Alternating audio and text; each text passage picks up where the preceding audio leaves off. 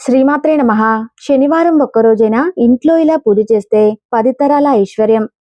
కోరి కొలిచే భక్తులకు కొంగు బంగారంలా మార్చే కొండంత దేవుడు, ఆపద మొక్కులవాడు, అనాథ రక్షకుడు, ఏడుకొండల వెంకటేశ్వర స్వామి. మీ జీవితంలో ఉండే కష్టాలన్నీ తీరి మీ ఇంటికి ఐశ్వర్యం లభించాలంటే శనివారం ఒక్కరోజైనా సరే భక్తి శ్రద్ధతో మీ ఇంట్లోనే శ్రీ వెంకటేశ్వర స్వామికి పూజ చేస్తే 10 తరాల తరగని ఐశ్వర్యం లభిస్తుంది. కాబట్టి శనివారం రోజున ఎంతో సులభంగా మీ ఇంట్లోనే వెంకటేశ్వర స్వామికి ఎలా పూజ చేస్తే స్వామివారి అనుగ్రహం లభిస్తుందో ఈ వీడియోలో తెలుసుకుందాం. శనివారం అంటేనే వెంకటేశ్వర స్వామి గుర్తుకు వస్తాడు. శనివారం రోజున చాలా మంది ఇంట్లో పూజ చేస్తారు. అలాగే కొంతమంది ఈ రోజున ఉపవాసం కూడా ఉంటారు. అయితే శనివారం పూజ చేసే వాళ్ళు, ఉపవాసం ఉండేవాళ్ళు ఈ వీడియోలో చెప్పే విధంగా ఇంట్లో పూజ చేసి చూడండి. కొద్ది రోజుల్లోనే మీ సమస్యలన్నీ తీరిపోయి ఊహించని అదృష్టం మీ ఇంటికి వరిస్తుంది. మన హిందూ మతంలో శనివారం చేసే పూజకు చాలా పుణ్య ఫలితం లభిస్తుంది. కాబట్టి రోజు పూజ చేయలేకపోయినా సరే శనివారం ఒక్కరోజైనా ఇంట్లో పూజ చేయటానికి ప్రయత్నించండి. శనివారం పూజ చేసే వాళ్ళు ఉదయాన్నే నిద్రలేచి ఇల్లంతా శుభ్రం చేసుకుని ఇంటిని తుడుచుకోవాలి. ఇంటిని తుడుచుకునేటప్పుడు నీటిలో కొంచెం రాళ్ళ ఉప్పుని వేసి మీ ఇంటిని తుడిస్తే మీ ఇంట్లో ఉన్న చెడు దృష్టి అంతా తొలగిపోతుంది. అలాగే ఈ రోజున పూజ చేసే వాళ్ళు ఖచ్చితంగా తలస్నానం చేయాలి.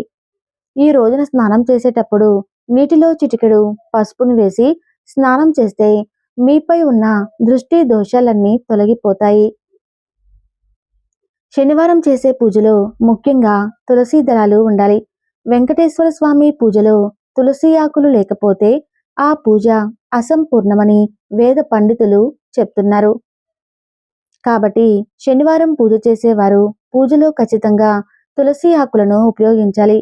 ముఖ్యంగా శనివారం రోజున మాత్రమే దేవుని పటాలను శుభ్రం చేసుకోవాలని గుర్తుంచుకోండి.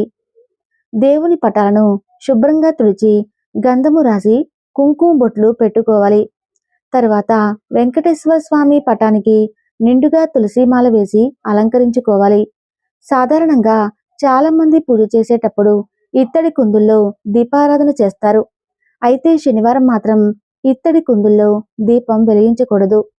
ఈ రోజున పూజ చేసే వాళ్ళు బియ్యం పిండితో ప్రమిద తయారు చేసి దానితో దీపారాధన చేయాలి.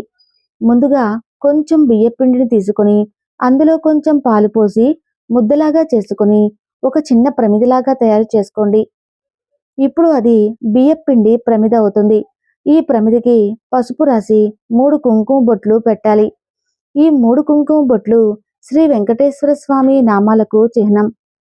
తర్వాత ఈ బియ్యం పిండి ప్రమిదలో నువ్వుల నూనె పోసి 5 ఒత్తులు వేసి దీపం వెలిగించాలి. దీపాన్ని వెలిగించేటప్పుడు నేరుగా అగ్గిపుల్లతో మాత్రం వెలిగించకండి.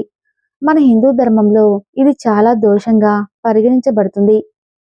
శనివారం రోజు పూజ చేసే వాళ్ళు మీ పూజా గదిలో ఖచ్చితంగా రాగి చెంబు పెట్టుకోవాలి. రాగి చెంబు నిండా నీళ్లు పోసి దేవుని ముందు పెట్టాలి. మనం పూజ చేసేటప్పుడు పూజలో ఉండే దైవశక్తి అంతా రాగి చెంబులో ఉన్న నీటిలోకి ప్రవేశిస్తుందట. కాబట్టి పూజ పూర్తయిన తర్వాత ఇంట్లో ఉన్న ప్రతి ఒక్కరూ ఆ రాగి చెంబులో ఉన్న నీటిని తీర్థంలాగా తీసుకోవాలి. ఈ తీర్థంలోనే భగవంతుడి శక్తి నిష్క్లిప్తమై నీకు శుభాలను చేకూరుస్తుంది. పూజలో నైవేద్యంగా ఒక చిన్న బెల్లం ముక్క పెట్టినా ఆ వెంకన్న సంతోషించి మీపై తన అనుగ్రహాన్ని కురిపిస్తాడు. దేవుడికి పెట్టే నైవేద్యాలు ఎల్లప్పుడూ తమలపాకు మీద పెట్టాలి. తమలపాకు మీద పెట్టిన నైవేద్యాన్ని మాత్రమే దేవుడు స్వీకరిస్తాడని గుర్తుంచుకోండి.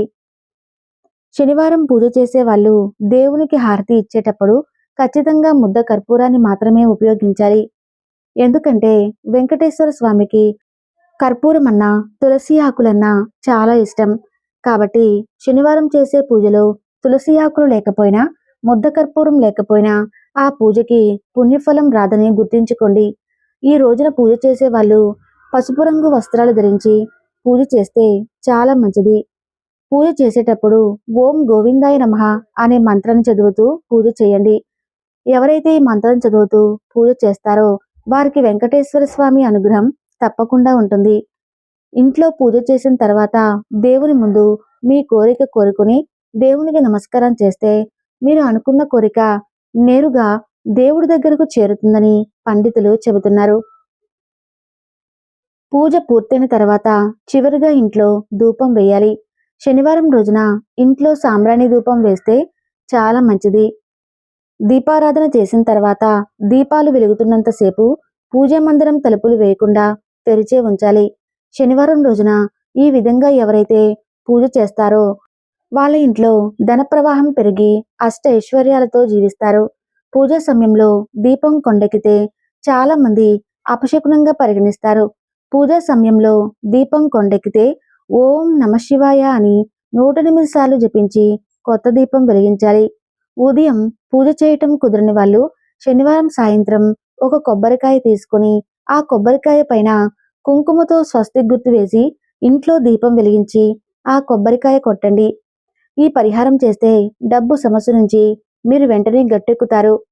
ఎంత కష్టమైన సమస్య అయినా సరే దాని నుండి తొందరగా బయటపడతారు. ఇక విపరీతమైన అప్పుల బాధలతో ఇబ్బంది పడుతున్న వారు శనివారం రోజున కొబ్బరి నూనెతో దీపారాధన చేయటం మంచిది. శనివారం రోజున ఓం శనీశ్వరాయ నమః అనే మంత్రాన్ని జపిస్తే మీకున్న శని దోషాలు అన్నీ తొలగిపోయి రాబోయే రోజుల్లో సుఖ సంతోషాలతో సిరి సంపదలతో జీవిస్తారు. దీపారాధన చేసేటప్పుడు చాలా మంది పూజా గది ముందు ముగ్గులు వేయరు. కానీ ఇలా చేయటం చాలా తప్పు. పూజ ప్రారంభించే ముందు ఖచ్చితంగా మీ పూజా గది ముందు ముగ్గు వేసి పూజ ప్రారంభించాలి. అప్పుడే మీరు చేసిన పూజలకు 100% ఫలితం దక్కుతుంది. ముఖ్యంగా పూజా గది ముందు అష్టదళ పద్మం ముగ్గు వేస్తే చాలా మంచిది. ఇక శనివారం రోజున చేయకూడని పనుల విషయానికి వస్తే శనివారం రోజున నువ్వులు, మినపప్పు, చీపురు, నూనెను కొనుగోలు చేయకూడదు.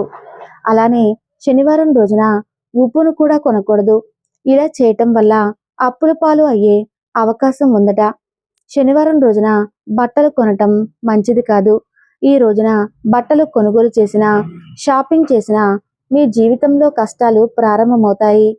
శనివారం రోజున వెంకటేశ్వర స్వామి ఆలయానికి వెళ్తే చాలా పుణ్యం లభిస్తుంది. ఈ రోజున గుడికి వెళ్లే వాళ్ళు గుడి చుట్టూ తప్పకుండా 11 ప్రదక్షిణాలు చేయండి. అలాగే వెంకన్న ఆలయంలో నెయ్యి దీపం వెలిగిస్తే చాలా మంచిది.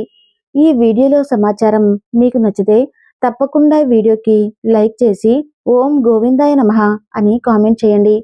ధన్యవాదాలు.